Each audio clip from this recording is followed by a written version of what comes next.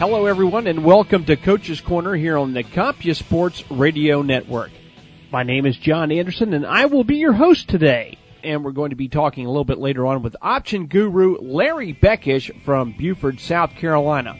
All that and more after this break.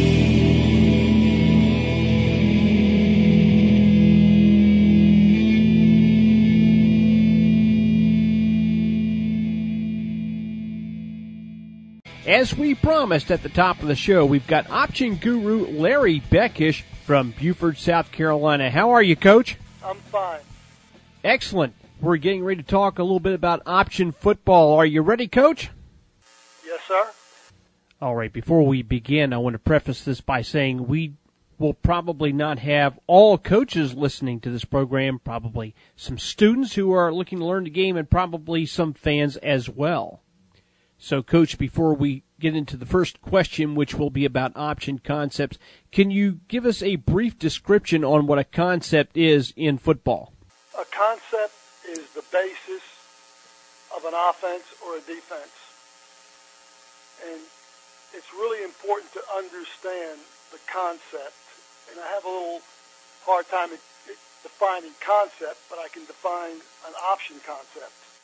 All right, let's go ahead and move on to that first question then. What is the basic concept that you want to build an option offense on?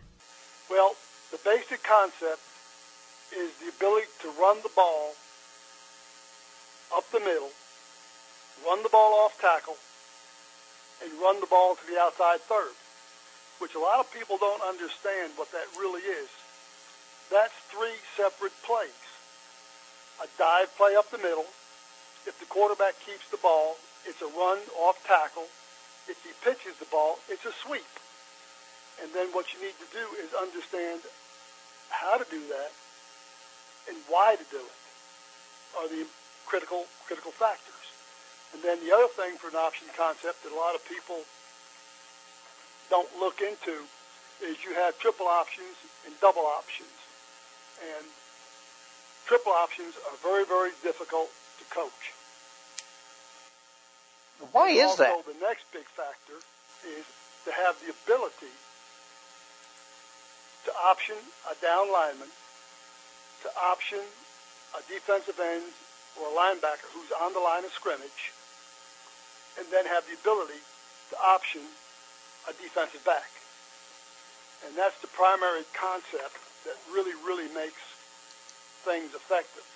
Like you could just look at Air Force and Georgia Tech and Navy and see what a great job they do with the hard dives.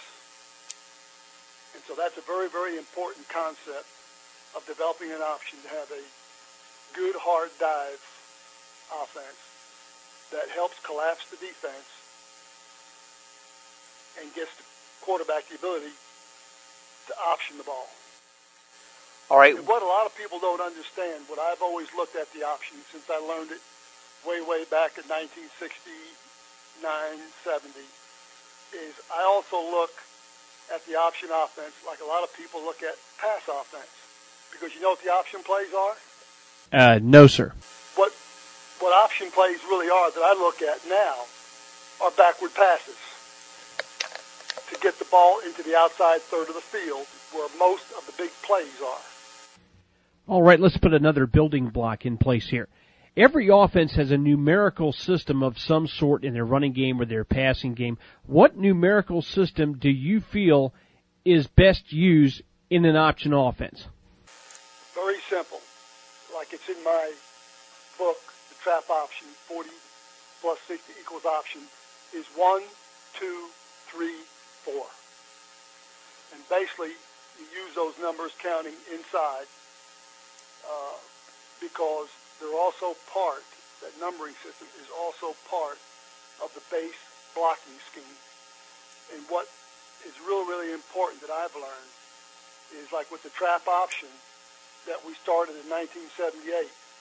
After the third or fourth game we played, teams started to play the trap pretty good. Then I had a wonderful offensive line coach who worked with me at Minnesota and is now with the Vikings. Said, Coach, what we need to do is run 40 and 60 series in base blocking. because the defensive linemen and linebackers were, reading the pulling guards, and then we started to base block it, and it was superb. And now that created a lot of problem for the front seven. Am I going to get trapped, or am I going to get based, which is really a good system. All right, Coach, what makes the numerical system an essential factor in an option offense?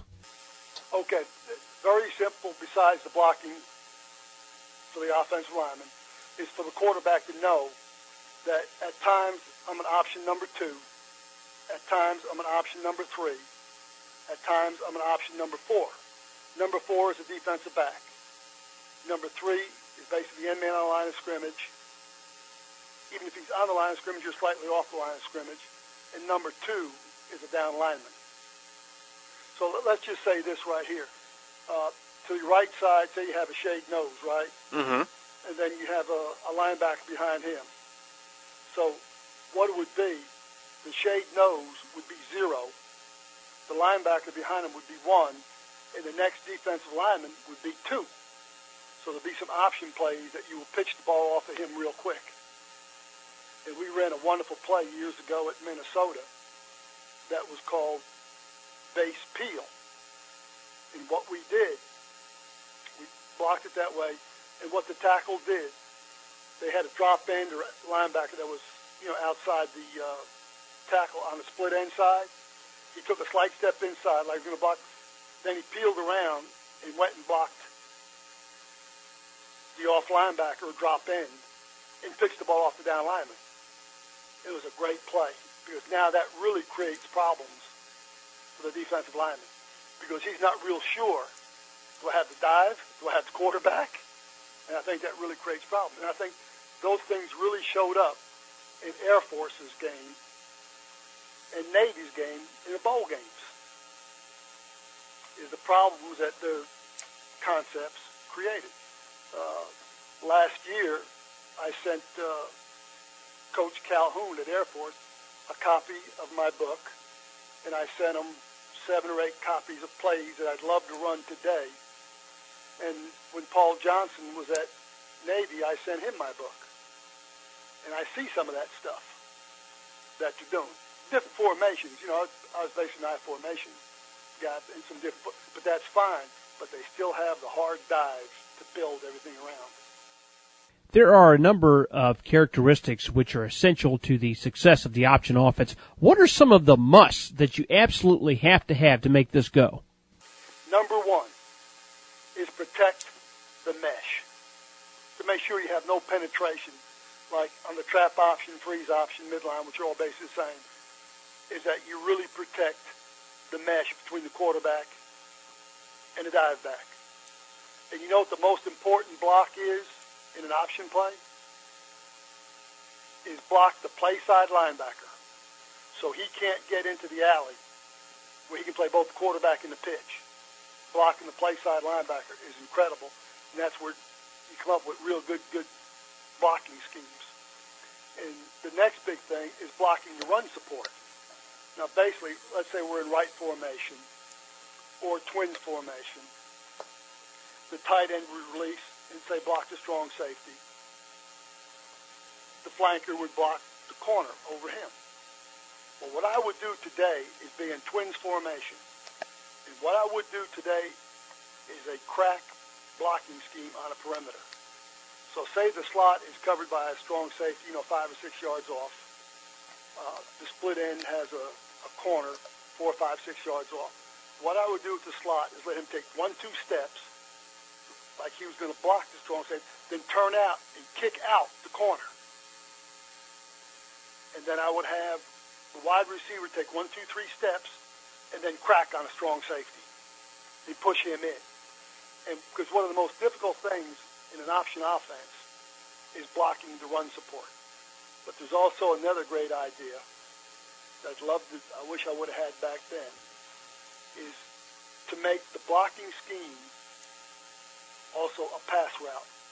In other words, what our receivers were always taught, if a defensive back was off you, say, 7 yards, and you were to block him, what your rule was go 1, 2, 3, 4, break down, and get ready to block him. And what I would do in the passing game today is I'd give them that look, 1, 2, 3, 4, kind of break down, and then take off down the boundary.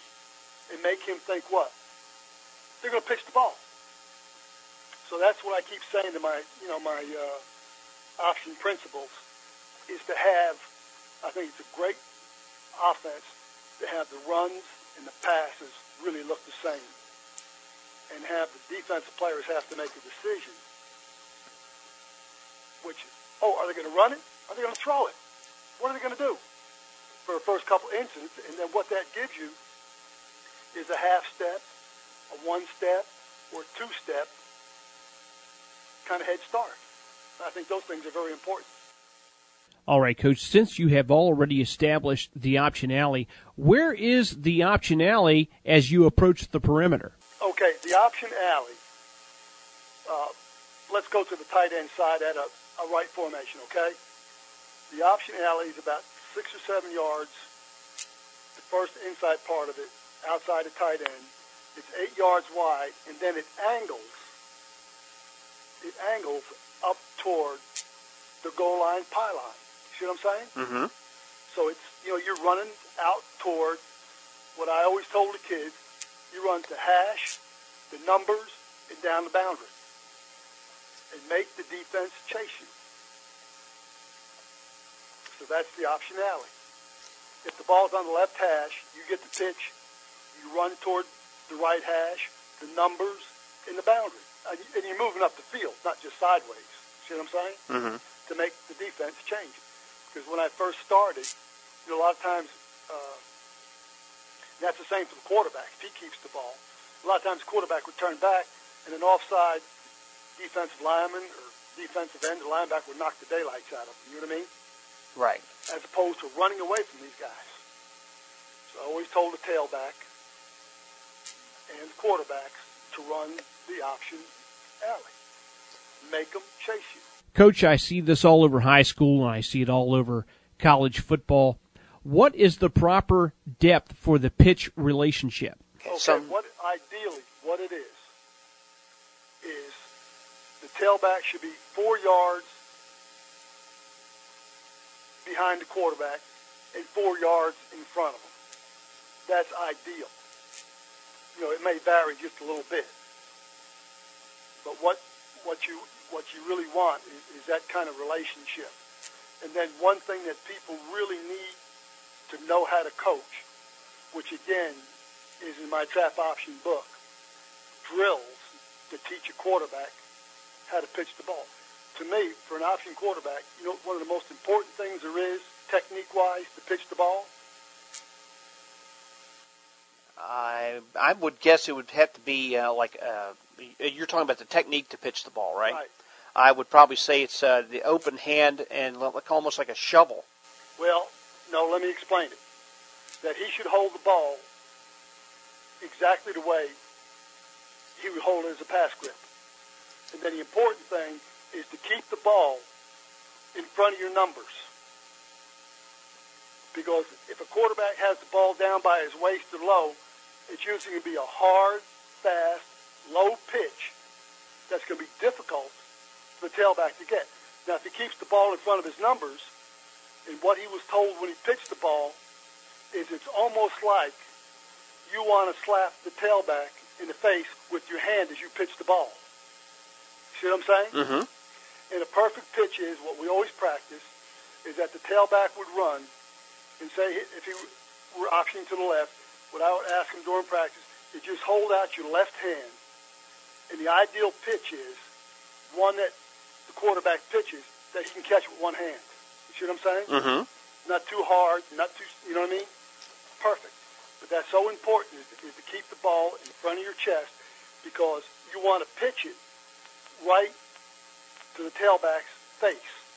Now, why do you want to pitch it to his face? That's where his eyes are. You know what I mean? Mm-hmm. So that's the ideal pitch. That's what, and like I said, all my drills, I worked on it. We're talking with Larry Beckish of Beaufort, South Carolina. He's been all over college and high school football, and his book out right now, 40 plus 60 equals option, available right now at the CompuSports Media Exchange. And, Coach, we're just about out of time. We'd love to have you back. Well, just let me know when. Yeah, because I want people to be successful because I love the Air Force, I love Navy, and I love Georgia Tech because I'm an Ol Option Dinosaur, and I love watching that stuff. And sometimes, again, I wish I was coaching it again, but I'm a little past that age now. Okay, thank you very much. You're listening to the Coach's Corner here on the CompuSports Radio Network. We'll be back after this.